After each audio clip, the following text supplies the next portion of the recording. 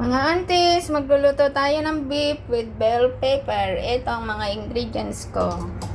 Una nating gigisahin ay ang bawang at sibuyas. Lagay na natin. Mekos ang ating bawang at sibuyas. At kapag luto na, lagay na natin yung beef natin.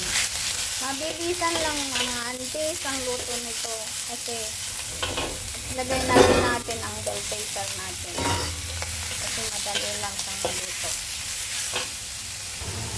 At ako ay nagmix ng light soy sauce, chicken powder,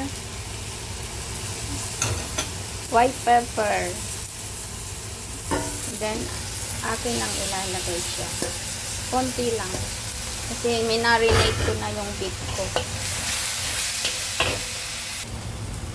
At adan din natin ng konting sugar. Para hindi masyadong maalat. Kasi bata ang kakain. At haluin natin mga aunties hanggang sa maluto na siya.